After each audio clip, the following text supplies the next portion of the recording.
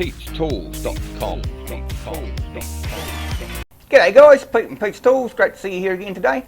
Hey, what's the old get going on about today? A few of you guys have emailed me and asked me what I cut my box section with on my solid core steel. I don't really use the plasma cutter because it's a pain in the ass. I find this thing is much better to cut that sort of steel. Anyway guys, I'll show you my old behemoth 14-inch cut-off saw, and yeah, I don't even know if you can still buy them. I bought this years and years ago. It is a Chinese machine, but I've never seen one since. It weighs about 150 pounds, believe it or not, and yeah, it's huge. But it suits me fine because I've worn out a few of those other smaller ones, those light ones. They just me and them just don't seem to agree for some reason. Anyway guys, I'll show you my saw and you tell me what you think. Yee-haw! And always remember guys, same as usual, you like my channel, subscribe, drop me a like, drop me a comment, and I'll show you why I use this instead of my plasma cutter guys. As you can see guys, it's got quite a large motor on the back of it. It's 3 horsepower, 240 volts, so we get a bit of grunt out of it. And it's not like the direct drive ones. This one has got 2 drive belts like on a big compressor.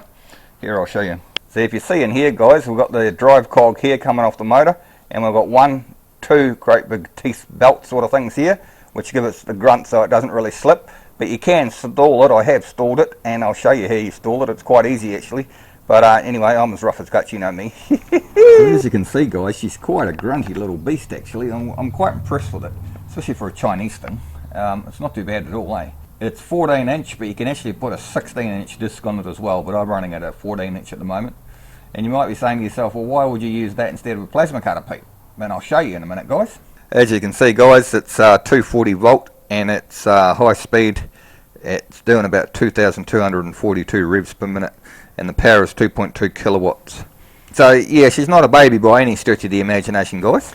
So as you can see guys, this has had a bit of a rough life, bit like me. It's got no switch on it anymore. I have to plug the plug in and pull it out again, but it's nice and heavy, and that's why I keep it, and that's why I use it. Anyway guys, I'll give you a demo. Let's cut some heavy wall 2.5-inch pipe, eh? See how that cuts, and then I'll try and do it on the plasma cutter, and then you'll realise why I use this.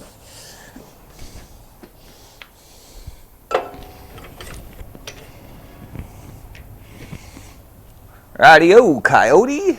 Kick it in the guts, my friend. Let me plug them in. Block your ears, guys, because this beastie can get noisy. Yee-haw! Let's do it. Soft start, you hear that, guys? Right.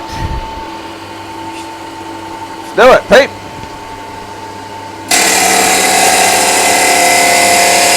See how long the handle is, guys, here? Get a really good lot of leverage on it, eh?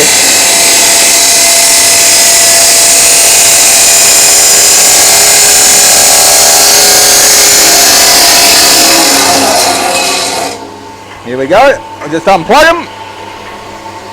Not a bad cut, guys. Hey, I couldn't do that like that on the plasma cutter. I was doing this one after the other with one of those light saws, and I blew up about 3 in 3 months. So that's why I ended up buying this thing, even though it was second hand. But like I say, I don't know where these are available from now, but I thoroughly recommend this, even though it is Chinese.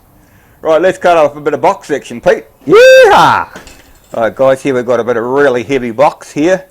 It's about, what, 2.5-inch, 3-inch by 3-inch, maybe 2.5 by 2.5. And it's really thick. So we'll whack him in here and see how he does, guys. Now cutting the box section with the plasma cutter isn't too bad. It takes a long time, but it isn't too bad. But you try and cut pipe with it, it's a pain in the ass. Anyway, we'll plug this in and see how we go. Let's try this heavy box section, guys.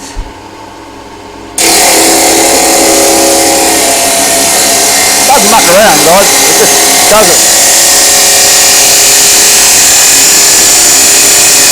The long leverage.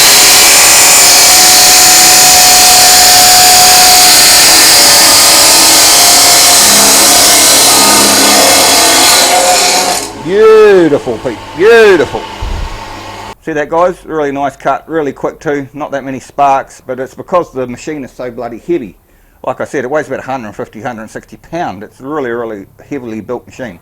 So guys, we'll take this bit of pipe and I'll go and try and cut it with a plasma cutter, and then you'll see exactly why I keep this machine here.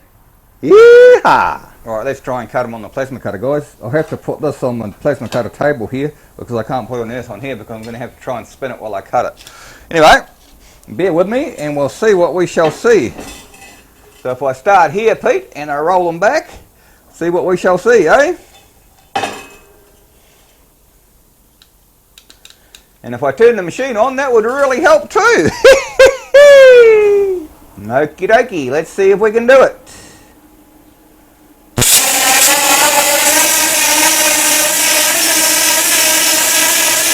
Cutting it, but it's pretty ugly, guys.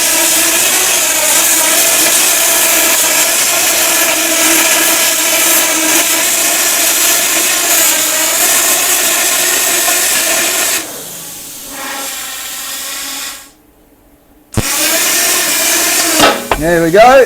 Yeehaw! As you can see, guys, that's about as square as a dog's hind leg if your dog was crippled and on crutches. So now you know why I don't cut pipe with the old plasma cutter, guys. You can do it, but it's a pain in the ass, guys. It really is. So yeah, just get yourself a nice little drop saw. So guys, it's the end of another exciting episode of things that you didn't really need to know, but P wanted to tell you anyway. Anyway, guys, that's what I use instead of the plasma cutter, because sometimes it's better just using the drop saw than the plasma cutter. Use one tool for the right purpose, that's what I say. You're never going to use a drop saw to cut flat plate and that sort of thing. Not for the amount that I do anyway. Anyway, guys, same as usual. You like my videos, subscribe, drop me a like, drop me a comment, come say good day at peachstools.com. And if you know where we can get those drop saws, because I can't see them on Amazon or anywhere, put a link in the comments below, guys, and we can link to it. Maybe some of you fellas want to buy one of those heavy ones. I don't even think it was that expensive, actually. Like I said, I bought it second hand. I think it was about $300. Anyway, guys, see you next time. Bye. peachstools.com